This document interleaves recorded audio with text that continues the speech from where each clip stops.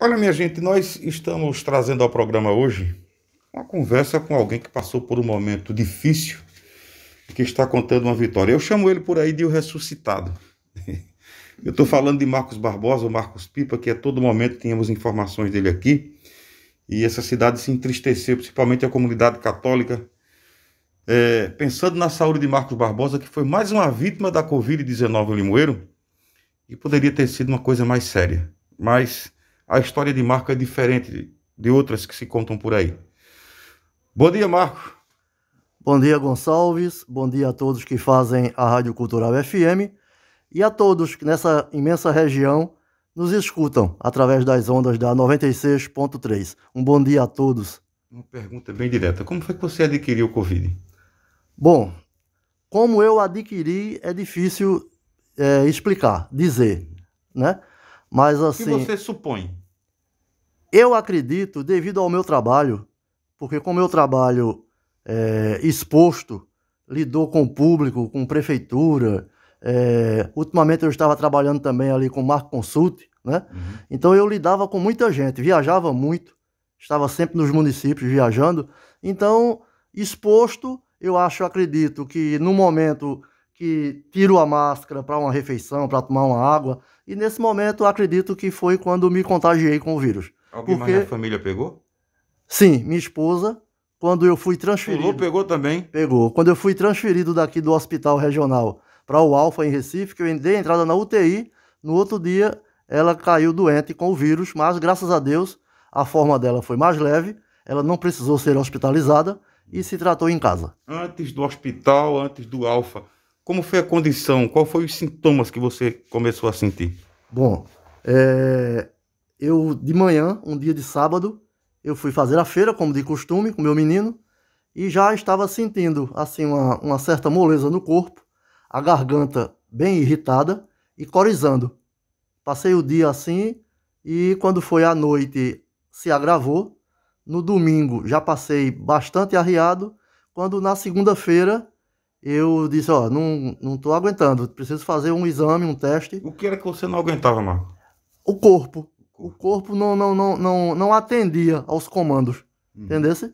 E eu achava até, Gonçalves, Dores? dores e meu corpo ficou muito manchado. Eu até suspeitei, como estava na época Dengue. muito evidente a dengue no município, né? Eu até pensei, devido às manchas no corpo. Mas aí, quando eu fiz o exame, primeiro eu fiz o exame de sangue, que deu negativo. Uhum. E aí, posteriormente, eu fiz o SUAB, que é o teste do nariz, e aí foi quando deu positivo, né? Deu positivo, eu ainda fiquei 2 dias em casa, tentando reverter com medicamento, mas aí o quadro foi se agravando a ponto que minha saturação chegou a 82, eu já estava com dificuldade de respirar.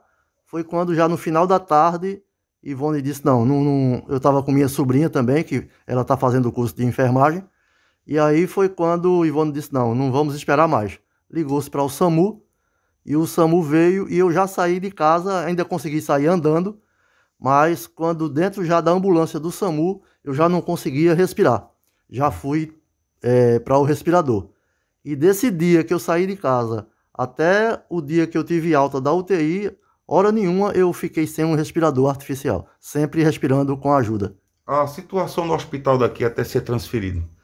Eu passei 4 dias no hospital aqui, tentando um tratamento através de medicamentos e tal.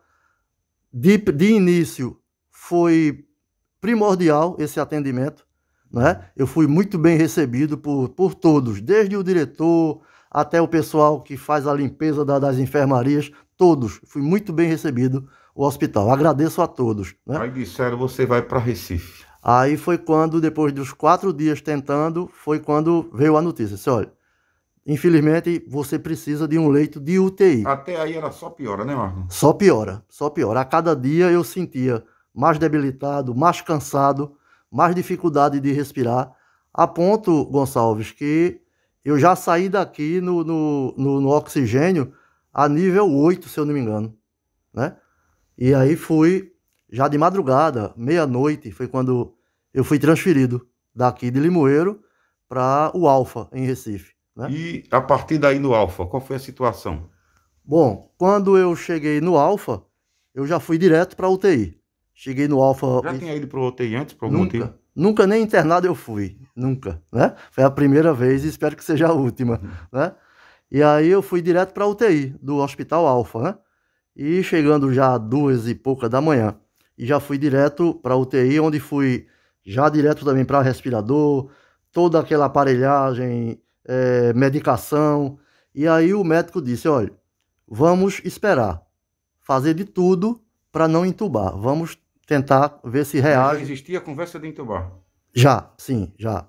Agora ele disse, vamos tentar ver se reage na medicação. Nesse período que você deu entrada no hospital aqui, até a chegada no Alfa, você viu alguém da família? Não. A não ser no dia que eu saí e da hora que eu tive a transferência. O contato era só à distância? Não, só a distância através de videochamada, né? Uhum. E aí no Alfa, ele disse isso, né? Vamos tentar reverter. E aí eu passei 5 dias na medicação. Antibióticos, tal, tudo endovenoso, né? E a gente rezando aqui, né, Flor? E, exatamente. A notícia que eu sabia é porque as videochamadas e também pessoal da equipe médica. Tinha algumas pessoas conhecidas, nossas, né? E que sempre levavam notícias. Olha, sua família mandou dizer que está sempre rezando por você, sempre nessa grande corrente, né? E aí, depois no 5º dia, já da UTI no Alfa, o médico, que eu não me recordo o nome dele, eu sei que era o chefe da equipe médica, um final de tarde, ele se dirigiu a mim. E aí aquilo me veio na mente. Bom, quando vem o chefe que não manda recado por ninguém, o negócio é mais pesado. E aí ele disse, seu Marcos, eu preciso falar com o senhor. Nós tentamos de tudo reverter a sua situação com a medicação. Até aí era só piora, Marcos? Só piora. E aí, assim, e a cada dia o nível de oxigenação, ele aumentava, a ponto que eu cheguei a 15, né? E que é um nível alto de oxigenação, segundo os médicos lá, né? Que eu não tenho esse conhecimento. Mas aí ele chegou para mim e disse, olha, tentamos de tudo, através da medicação, reverter o quadro. Mas, infelizmente, o vírus não cedeu. E a gente precisa lhe entubar. O senhor precisa ser entubado. O que você sentiu nessa hora? Não, nesse momento, Gonçalves, eu vou só voltar um pouquinho. Esses 5 dias que eu fiquei na UTI, a UTI era uma sala grande, onde tinham mais ou menos uns 12 leitos, né?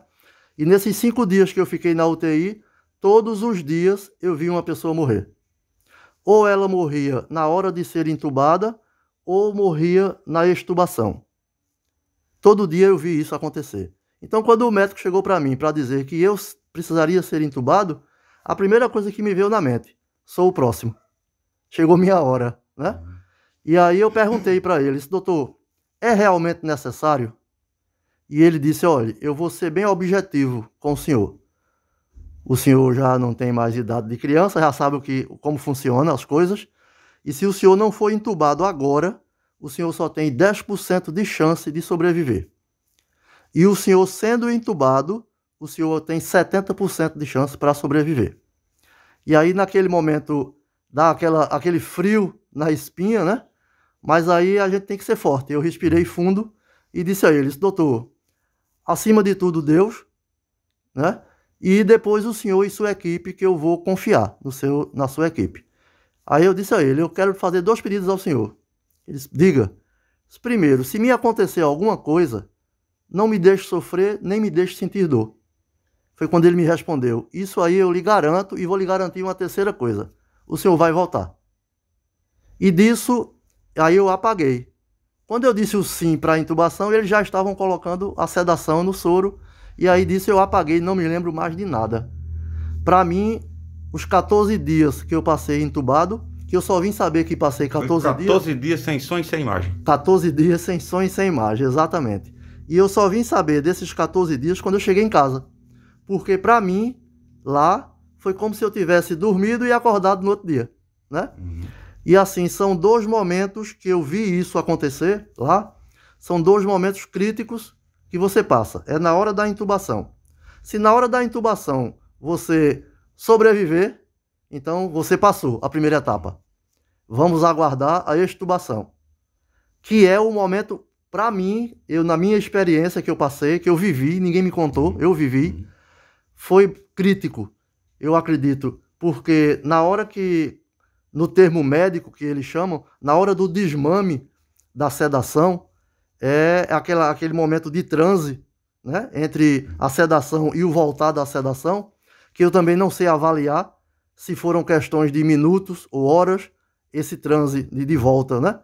Mas foi terrível, terrível. Eu tive muitas visões, eu tive muitas alucinações, visões, Gonçalves, e todos que nos escutam pela Rádio Cultural FM, visões que eu posso dizer a você boas, de coisas boas, coisas bonitas, visões bonitas, mas também tive visões terríveis de coisas macabras, até eu posso dizer assim. Quer dizer, você estava numa situação de trânsito de céu e inferno, pode dizer assim? Exatamente, era isso que é onde eu ia chegar para você e para quem está nos escutando. Eu posso verdadeiramente afirmar sem sombra de dúvidas, porque eu passei por isso. Inclusive, eu conversei no dia que eu fui tomar minha vacina com o Ricardo, o menino que passou uma situação menos que a minha, mas ele disse, ó, Marco, eu passei por isso, cada um, claro, à sua maneira. Mas assim, eu posso dizer a vocês, sem medo de errar, a gente tem a profissão de fé da gente, que a gente reza na igreja, que é o credo, e tem uma parte que ele diz, desceu a mansão dos mortos. E eu verdadeiramente desci a mansão dos mortos. São Francisco de Assis, ele chama a morte de irmã morte. E essa irmã morte, ela se abraçou comigo e abraçou forte, viu? E não queria me soltar, não. Mas só que a gente tem um Deus que é maior do que tudo isso, que venceu a morte e que me segurou pela mão e disse, não chegou sua hora ainda não. Eu vou lhe resgatar. Então eu passei... Você sabe que você é um dos poucos que conta essa história, né, Marco? É verdade. Tive e tenho esse privilégio. Deus me concedeu essa vitória. Primeiro Deus, que Ele está acima de tudo, né? Eu acredito nisso piamente. E claro, e segundo, pessoas como você, como tantos, que dedicaram um tempinho, pessoas até anônimas, que dedicaram um tempinho, pararam para fazer uma oração por mim. Você então, é um de muita fé, né, Marco? Graças a Deus, eu já tinha. Eu cresci na Rua da Matriz, vizinho da Igreja Matriz. Na época, com 9, 10 anos, eu fui coroinha com Padre Afonso, Padre Luiz Chequim, Padre Jorge. Depois vem aquela fase de adolescência que a gente se afasta naturalmente, mas depois retomei, depois do meu casamento retomei, fiz o encontro de casais, participo da pastoral, até o ponto que hoje cheguei a ser diácono da Igreja Católica. Sou diácono permanente já há 2 anos, fez agora dia 4 de agosto. Então, eu tenho muita fé, eu acredito muito nisso. Agora, Gonçalves e aos ouvintes da Cultural, essa minha fé, eu descobri, depois de tudo isso que eu passei, que ela era muito pequena. Ela era muito frágil. Depois que a gente passa por uma situação que você se depara entre a vida e a morte, que você faz uma retrospectiva da sua vida. Isso é um momento que você viveu, né? É um momento... Você não está imaginando isso. Não é meu imaginário. Eu vivi, eu passei por isso. Ninguém me contou. E eu tenho certeza que quem está me escutando, que igualmente a mim, outras pessoas também que saíram, como o Ricardo, que eu citei, que trabalha na Secretaria de Saúde, a gente teve um exemplo, agora bem pouco, nas Olimpíadas, o técnico da seleção brasileira, o Renan Dalzotto. Ele disse, olha, no meu transe foram momentos terríveis. Ele disse, inclusive, chegou a ver, num jornal estampado, morreu e deixa mulher e filhos. Ele disse, eu não morri, eu estou vivo. Ele deu esse depoimento. Então, quem passa por isso, claro, cada um tem sua história. Mas foi que a gente viveu, não foi fantasia. Verdadeiramente, eu passei por isso. Ninguém me contou, né? Mas, é como eu disse a você, a fé em Deus, os amigos que oraram, que rezaram, me fez vitorioso. Deus escutou o clamor de toda a comunidade que parou para rezar por mim, né? E como é que você está hoje? Bom, aí depois que eu saí do hospital, né, claro, retornei para casa. Em casa, a gente sempre costuma dizer, em casa tudo é mais fácil, né? Até porque foram 28 dias que eu passei totalmente isolado da família. Teve um dia mesmo que a assistente social chegou para mim e disse, Marco, vamos fazer a chamada de vídeo. E eu estava tão assim, ansioso, angustiado, que eu disse a ela, não, eu não quero falar com ninguém hoje não. E o povo em casa ficou preocupado, né? Mas aí a assistente social explicou e eles se conformaram e se convenceram, né? Então, hoje, depois de estar em casa, eu já passei por pneumologista, já passei por radiologista, cardiologista, o que você imaginar de todos os exames, eu já fiz. E graças a Deus, todos dentro da normalidade. Tem né? sequelas ainda dessa doença? Tenho sequelas. Uma delas que eu não tinha, estou diabético, né? A diabetes minha estourou. E outro problema que eu estou é a minha vesícula também, que eu não tinha problema até então, e ela estourou. E eu estou fazendo um tratamento, e não agora, por orientação do médico, ele disse que eu esperasse o próximo ano, para eu me restabelecer totalmente, né? Para poder fazer essa cirurgia da vesícula. E vai ser uma cirurgia simples, através de videolaparoscopia, mas vou precisar fazer e estou seguindo um regime pesado por conta disso, tanto da diabetes quanto da vesícula, né? No momento agora, eu estou fazendo a fisioterapia, tanto a fisioterapia respiratória quanto a fisioterapia motora, que é para fortalecer os músculos, porque eu posso dizer a você, hoje você me perguntou como é que eu posso dizer que hoje eu estou 70% recuperado. Você, inclusive, nem se vacinou ainda, né? Tomei a primeira dose. Tomou a primeira dose. Tomei a primeira dose, né? Aí agora, esperar os 90 dias para tomar a segunda. Então, eu ainda sinto fraquezas nos braços e nas pernas. Eu ainda sinto essa deficiência. Eu vou para hoje mesmo eu fui para esse momento lá no Reconciliação, mas aí eu disse ao padre, olha, durante a celebração, de vez em quando eu vou me sentar, eu tinha que me sentar, tomar bastante líquido. Ô Marcos, em algum momento algum médico lhe disse por que o seu quadro se transformou tão sério e tão grave? O que é que faltou de imunidade para você? O que é que você tinha? Pronto, isso foi um agravante. A primeira pergunta que ele me fez quando eu me internei tanto aqui no hospital regional quanto no Alfa. Você já fumou? E eu fui fumante por um bom tempo. E olhe que faz 21 anos que eu deixei de fumar. 21 anos. Mas devido a isso, e ele disse a mim, se você fosse fumante hoje, você não teria sobrevivido. Porque eu cheguei a ficar com os pulmões 76% comprometidos. Por conta de ser um ex-fumante. Então hoje eu dizia às pessoas que não fumem, que se cuide, que essa doença, ela é verdadeira, ela mata e não é brincadeira. Faz sofrer muito, né, Marco? Faz sofrer muito a você por toda a situação que passa e aos seus familiares principalmente. A angústia da espera. É como eu disse a você, 14 dias para mim foi uma noite que eu dormi. Mas para quem ficou aqui esperando o resultado, esperando notícias, dia após dia, 14 dias, é angustiante. Por isso, não brinquem. A gente tem o costume de dizer que só acontece com os outros. Mas quando acontece com alguém perto da gente, da família da gente, a gente sente na pele essa situação, então a coisa muda de figura. Por isso, apesar da vacina, mesmo quem já tomou as 2 doses da vacina, não descuidem, não aglomerem, mantenham o distanciamento, lavem sempre que puder. O álcool em gel é muito bom, mas sempre que tiver uma chance, tiver uma pia perto de você, um sabonete, um sabãozinho, lave bem as mãos com água e sabão. E quando não tiver essa chance, use o álcool gel. Bote seu álcool gelzinho no bolso, use sua máscara e mantenha sempre a distância. Um abraço é muito bom, mas evite. Diga, olha, agora não, vai chegar a hora. Você nasceu 2 vezes? Nasci 2 vezes. Eu posso dizer que eu tenho 2 datas de aniversário agora. 9 de setembro, que é a data que realmente eu nasci, e agora 27 de junho, foi a data que eu tive alta do hospital. Bom, Gonçalves, então aproveitando essa oportunidade que você está me dando, né, de falar para toda a região, através das ondas da Cultural FM, eu não poderia perder essa oportunidade de fazer aqui um agradecimento, né? Primeiro a Deus, claro, que acima de tudo, Deus, e depois a todas as pessoas, como eu disse a você anteriormente, que dedicaram um tempinho para rezar por mim. Assim, eu queria agradecer a toda a igreja, a minha diocese de Nazaré, em nome do nosso bispo diocesano Dom Francisco de Assis, que convocou toda a diocese para rezar por mim.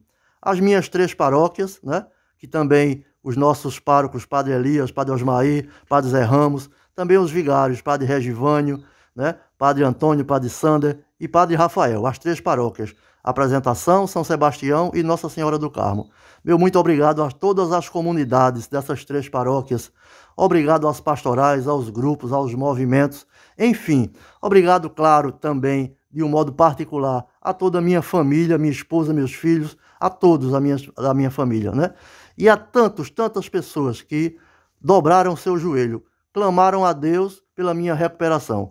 E graças a essa oração de todo esse povo de Deus, eu aqui estou. Não só da minha igreja católica, eu quero agradecer muito a tantas igrejas protestantes, tantos pastores, tantos irmãos que também entraram nessa corrente de oração. Meu muito obrigado, independente de credo, independente de tudo, de raça, é Deus acima de tudo. Deus é amor, Ele é quem conduz a nossa vida. Muito obrigado a cada um de vocês.